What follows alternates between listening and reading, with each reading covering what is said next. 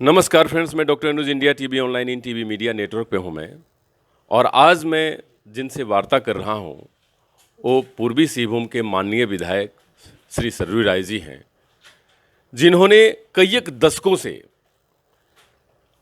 Media ही नहीं पूरे भारतवर्ष को एक आंख खोलने का काम किया है और सभी सरकारी संस्थानों को एक मार्गदर्शन देने का काम किया है, जिसका नतीजतन चारा घोटाला, खेलगांव घोटाला और फिर अभी एक तीसरे मुद्दे पे इनका दृष्टि है। और वो दृष्टि कहाँ तक लेकर जाएगी हमारी सरकारी संस्थानों को और झारखंड के राजनीति को, एक कुछ नहीं कहा जा सकता। उसी विषय में आज वार्ता है। तो सबसे पहले मैं जानना चाहता हूं कि सर, ये विषय क्या है जिस पर आपने बड़े रिसर्च के साथ प्रेस के सामने कुछ तथ्य रखा है, वो क्या है? कि भारत सरकार के अधीन संविधान के प्रावधान के अनुसार, अधिनियम के अनुसार काम करने वाली संस्था ईडी है, सम्मानजनक संस्था है। और ईडी ने हाल के 2-3 महीनों में 2 चार्जशीट दाखिल किए हैं। एक चार्जशीट है साहेबगंज पाकुड़ इलाके में होने वाला गिट्टी घोटाला, पहाड़ों को काटने का घोटाला, और दूसरा मनरेगा घोटाला, जिसमें आम मजदूर उसके लिए काम करते हैं। 2 चार्जशीट सामने हमारे हैं। इसी में से एक चार्जशीट को, जो गिट्टी घोटाले का चार्जशीट है, उसको आधार बनाकर ईडी ने इस राज्य के माननीय मुख्यमंत्री हेमंत सोरेन जी को पूछताछ के लिए बुलाया है और कहा है कि इसमें मुख्यमंत्री के विधायक प्रतिनिधि घोटाले में शामिल हैं। कुछ तथ्य ऐसे आए हैं जिन पर बातचीत करना ज़रूरी है, इसलिए मैं आपको बुला रहा हूँ। अब जो चार्जशीट दाखिल किया है सीबीआई ने, ईडी ने इस मामले में, ईडी की चार्जशीट को मैंने देखा है और मैंने पाया है कि जो गिट्टी का घोटाला पिछले 2 वर्ष में हेमंत सोरेन की सरकार में पंकज मिश्रा द्वारा हुआ है, उससे 3 गुना अधिक घोटाला 2015 से 2019 के बीच में रघुवर दास जी मुख्यमंत्री थे, रघुवर दास जी खान मंत्री थे, उनकी सरकार में हुआ है। और जो अवैध ढुलाई, अवैध परिवहन, अवैध खनन की बात है, उसमें देख रहे हैं हम लोग कि 2015, 2016, 2017 के 3 वर्षों में केवल 85 रेलवे रेक से अवैध ढुलाई बिना चालान के गिट्टी पत्थर का हुआ है। उसके बाद तुरंत एक साहेबगंज के डिस्ट्रिक्ट माइनिंग अफसर बदल दिए जाते हैं, विभूति कुमार वहाँ जाते हैं। तो बाद के 2 वर्षों में 18, 19, 19-20 में 185 रेक जो रेलगाड़ी की होती है जी। उसकी अवैध ढुलाई, अवैध खनन, अवैध परिवहन, बिना चालान के परिवहन ये हुआ है। अब इन बातों का भी जिक्र ईडी ने अपने चार्जशीट में ही दिया है, जिसके आधार पर हेमंत सोरेन जी को आप बुला रहे हैं। जी। तो मैं यही उनसे पूछ रहा हूँ कि भाई, जहाँ जब अधिक घोटाला सबसे अधिक हुआ, शुरुआती घोटाला हुआ, और प्रेम प्रकाश की ही संस्था उस समय भी घोटाला करके परिवहन करा रही थी, वही संस्था आज भी कर रही है, तो अब 2 साल के केवल हेमंत सोरेन की सरकार तक ही क्यों सीमित है? 5 वर्षों में रघुवर दास जी की सरकार तक क्यों नहीं जाते हैं? यहाँ अगर कोई पंकज चौधरी है तो उसमें कोई राकेश चौधरी थे कि नहीं, उसमें कोई राजबाला वर्मा थी कि नहीं, इसकी भी जांच आपको करनी चाहिए। दूसरी चार्जशीट मनरेगा घोटाला के बारे में है। मैंने चार्जशीट देखा तो मैं अवाक रह गया कि पूजा सिंघल उसमें जेल में है और उस चार्जशीट में ये दिया हुआ है कि साहब, ये जो घोटाला है ये तो 2013 से 2019 के बीच में हुआ है। 2013 से 19 के बीच के 5 साल में तो रघुवर दास जी की सरकार थी और रघुवर दास जी की सरकार में इन्हीं आरोपों की जांच करने के बाद पूजा सिंघल को आरोप मुक्त कर दिया गया, उनको क्लीन चिट दे दी गई, कहा गया ये दोषी नहीं है, उनको प्रमोशन दे दिया गया। और उन्हीं आरोपों की जांच ईडी करती है तो पाती है कि साहब, इसमें तो 400-500 करोड़ का घोटाला हुआ है। और पूजा सिंघल एक आईएएस अधिकारी हैं, जेल में डाल दी गई हैं, उनका सीए जेल में डाल दिया गया है। तो ईडी को तो ये देखना चाहिए कि जिन्होंने क्लीन चिट दिया, इनको आरोप मुक्त किया, क्या आधार था? कोई साजिश थी, दस्तावेज वैसा कहते थे, या दस्तावेजों को तोड़ मरोड़ कर एक ऐसा प्रयास किया गया है कि पूजा सिंघल को क्लीन चिट मिल जाए। तो सबसे अधिक दोषी, सबसे अधिक गुनाहगार, अपराधी तो जिन्होंने पूजा सिंघल को क्लीन चिट दिया वे हैं। जी। तो उन पर आप नज़र नहीं डालते हैं, उनको बुलाते नहीं हैं, उनसे पूछताछ करते नहीं हैं, उनके घरों पर दबिश नहीं देते हैं और 2 साल तक के घटनाक्रमों तक ही आप अपने आप को सीमित कर रहे हैं। तो इससे एक कहावत हम लोगों के यहाँ है कि एक आँख में काजल और एक आँख में सुरमा, ये दोहरी नीति होती है। इससे ईडी की विश्वसनीयता पर प्रतिकूल प्रभाव पड़ेगा। अपनी साख बचाने के लिए ईडी ने तथ्य तो चार्जशीट में दे दिया है, मगर जो इसके लिए जिम्मेदार हैं, गुनहगार हैं, उन तक ये पहुंची नहीं है। तो लगता है केवल अगर हेमंत सोरेन को ही ठीक करना उद्देश्य इस जांच का, तब तो आप सही कर रहे हैं, मगर झारखंड के हित में, घोटालों को दबाने के हित में आप सही कार्रवाई करेंगे तो आपको रघुवर दास जी के 5 साल की सरकार की भी जांच करनी चाहिए। जी, आपने बहुत अहम सवाल उठाया। झारखंड जब से बना है तब से घोटाले और घपले का ये चोली दामन का साथ रहा है झारखंड का, और सबसे बड़े गवाह इसके आप हैं, क्योंकि आपने बहुत अहम मुद्दों को उठाया है विधानसभा में भी और अन्य प्लेटफॉर्म पे भी। तो ये झारखंड में जो घपले और घोटाले का चोली दामन का साथ है, क्या ये कभी खत्म होगा? क्योंकि जनता ये जानना चाहती है कि क्या ये झारखंड से ये कलंक मिटेंगे कभी ये?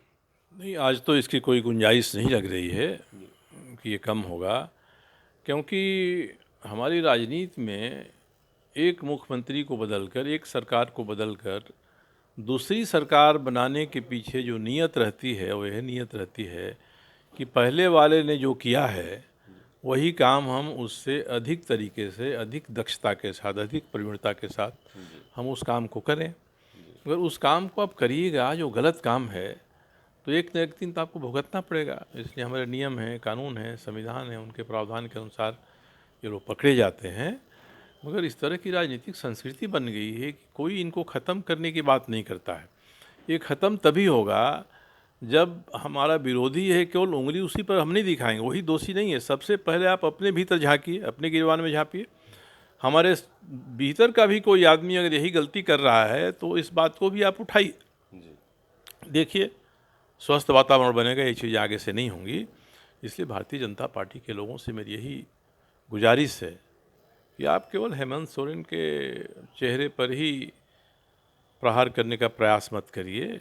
आपके भीतर जो हुआ है उसको आप ठीक करेंगे तो जनता समझेगी कि आपकी नीयत अच्छी है साहब, आपको आगे मौका देगी। नहीं तो जिस तरह से 65 की उम्मीद थी, 25 पर सिमट दिया जनता ने, उसी तरह से आगे जाकर 25 के बदले आपको 15 में समेट देगी। इसलिए जो भारतीय जनता पार्टी के लोग हैं, प्रधानमंत्री के प्रति बड़ी आस्था है। मेरे जैसा आदमी कहता है कि प्रधानमंत्री का जनता के बीच इतना अधिक समर्थन का फिक्स डिपॉजिट है जी। कि ये लंबे समय तक रहेगा। जी। प्रधानमंत्री कहते भी हैं कि न खाएंगे, न खाएंगे, न खाने देंगे, भ्रष्टाचार पर हमारा जीरो टॉलरेंस है, हम कार्रवाई करेंगे। तो एक कसौटी है प्रधानमंत्री के नाते। जिन्होंने गड़बड़ किया, घोटाला किया, साहब अगर वो आपके यहाँ राष्ट्रीय उपाध्यक्ष के पद पर बैठे हैं तो जनता कैसे भरोसा करेगी? आज बाबूलाल जी, दीपक प्रकाश जी, सारे के सारे लोग रोज़ हेमंत सोरेन को कोसते हैं। अपनी तरफ थोड़ा भी तो आज उठाइए। उसी व्यक्ति को बैठा कर प्रेस कॉन्फ्रेंस करेंगे हेमंत सोरेन के खिलाफ में, तो जनता के बीच में क्या संदेश जाएगा? जनता समझदार है। घोटाले हुए, गड़बड़ियाँ हुई, जनता ने देखा, आपको 65 के बदले 25 पर समेट दिया। तो जनता आज भी देख रही है। हम केवल अपनी बात बोल दें, मीडिया उसको प्रसारित कर दे, अखबार उसको छाप दे कि उन्होंने बयान दिया है, मगर जनता तो उसके भीतर बिटवीन दी लाइंस जिसको कहते हैं वहाँ जाती है, वो देखती है कि हालात क्या है। इसीलिए आपने जो सवाल उठाया कि झारखंड की राजनीति कभी इससे उभरेगी कि नहीं उभरेगी घपले घोटालों से, तभी उभरेगी जब हम विरोधी पर जितना ध्यान देते हैं उससे अधिक ध्यान अपने भीतर के लोगों पर दें और जनता को एहसास कराएं कि साहब हम आएंगे तो अच्छा करेंगे। नहीं तो जनता मानती है कि लोग कुर्सी की प्रतिस्पर्धा में इसीलिए हैं कि हम सरकार बना लें, मुख्यमंत्री बना लें। तो पहले वाले मुख्यमंत्री ने जितना गलत काम किया है उससे ज़्यादा तेज़ी से हम वही काम करें, ये स्थिति रहेगी तो फिर जनता के सामने तो असमंजस है। केवल हमारे आपके उनके बोलने से तो जनता आपको समर्थन नहीं दे देगी। जी, सर, आपने एक बड़ी गंभीर सवाल उठाया है। जो अभी ये घोटालों का चर्चा हो रही है, लगभग 200 250 रैक के आसपास का अमूमन बगैर चालान के, आपने कहा कि ऐसा है। तो अगर इकोनॉमिक मॉनेटरी टर्म में देखा जाए तो लगभग कितने का ये आंकड़ा बैठेगा? अगर कुछ ऐसा आंकड़ा आपके पास हो तो दर्शकों को ईडी ने ही कहा है जी। कि ये घोटाला 1000 करोड़ का घोटाला है। अच्छा। अपने चार्जशीट में कहा ईडी ने, ईडी का बयान है। और इस सब मामलों में जो राज्य को राजस्व मिलना चाहिए, इसमें 100 करोड़ से अधिक की क्षति हुई है। अच्छा। राज्य को राजस्व मिलने में घोटाला 1000 करोड़ का ईडी कह रही है। 233 रेक गया है रघुवर दास जी के समय में जी। बिना चालान के। 117 रेक गया है हेमंत जी के समय में। जी तो ये तो 2/3 से ज़्यादा है रघुवर दास जी के समय में जो गया है। जी जी जी। तो ये थोड़ा अपनी साफगोई भी इसके लिए चाहिए कि भाई हम 117 पर तो कार्रवाई कर रहे हैं, 233 को हम छोड़ दे रहे हैं। जी। तो ये कैसा न्याय है? ईडी की प्रतिष्ठा बचेगी अगर हम लोगों की बातों की ओर ईडी ध्यान देती है। जी, आपने बड़ी बड़ी सटीकता से बात बताई और ईडी को भी एक दिशा निर्देशन, एक मार्गदर्शन करने का काम किया कि ईडी स्वच्छता से इन्फोर्समेंट डायरेक्टरेट जिसको कहते हैं, सब पूरे भारतवर्ष का विश्वास है। और प्रधानमंत्री जी के बारे में भी आपने कहा कि आपने उनके साथ काम भी किया है और आपसे नज़दीकी संबंध उनके रहे हैं कि जीरो टॉलरेंस भ्रष्टाचार पर वो लेकर चलते हैं। तो क्या ऐसा आपको उम्मीद लगता है पूरे पार्टी की व्यवस्था और सब चीज़ों को देखते हुए कि इस पर कार्रवाई पार्टी करेगी या पार्टी नहीं करेगी? तो क्या वजह हो सकता है उसका? ये आखिरी सवाल है हमारा। मुझे लगता है कि सूचना सही ढंग से पहुंचेगी तो कार्रवाई करेंगे, प्रधानमंत्री भी करेंगे, उनकी पार्टी भी करेगी और करना चाहिए। नहीं करेंगे, जनता में इनकी साख समाप्त हो जाएगी। मैं तो केवल उन मुद्दों को उठा रहा हूं जिनको जांच के बाद ईडी ने साबित कर दिया है और चार्जशीट दाखिल किया है। हमारे पहले के कई मामलों में तो एक में एसीबी ने जांच पूरा कर लिया है मगर सरकार उस पर कार्रवाई नहीं कर रही है। मैं हाईकोर्ट में गया हूं। दूसरा toffee T shirt Sunidhi Chauhan घोटाला है, उसमें एसीबी जांच कर रही है। लंबा समय हो गया जांच कर रही है। जांच करके वो रिपोर्ट देगी, उसकी रिपोर्ट में क्या है तब वो चीज़ें आएंगी। मेरे जो आरोप हैं तथ्य के साथ वो अलग हैं और आज मैं जिनकी बात कर रहा हूँ वो ईडी के चार्जशीट के आधार पर है। जी, बहुत बहुत धन्यवाद। कभी मेरे को वो बात याद है कि अटल जी ने कहा था कि सूरज निकलेगा और कमल खिलेगा। वो पार्लियामेंट की उनकी बात आज फिर वही मेरे बात जहन में आ रही है कि कभी उजाला होगा और झारखंड में भ्रष्टाचार का जो एक खेल चलता है अलग होने के बाद बिहार से, वो कभी बंद होगा। लेकिन इस विषय में जो बेबाक तरीके से इन्होंने मार्गदर्शन ईडी को या प्रधानमंत्री जो जीरो टॉलरेंस की नीति लेकर चलते हैं उसका इन्होंने किया है, क्योंकि इनकी एक अपनी हस्ती है। क्योंकि झारखंड ही नहीं, जब ये बिहार भी था तब भी इन्होंने कई एक ऐसे किताब, कई एक ऐसे पुस्तक लिखे हैं जो हमारे पीछे भी दिखाई दे रहे होंगे आपको, कि जो कि स्वच्छ राजनीति में कैसे व्यवहार होने चाहिए, भ्रष्टाचार से कैसे मुक्ति मिले, एक वैसे व्यक्तित्व से आप वो सब बातें सुन रहे थे कि जो राजनीति को पारदर्शी करना चाहते हैं, राज्य को विकसित करना चाहते हैं और युवाओं के सामने एक रोल मॉडल राजनीति को पेश करना चाहते हैं, जिससे कि हमारा झारखंड और पूरा भारत गौरव महसूस कर सके। नमस्कार, डॉक्टर अनु शर्मा की तरफ से।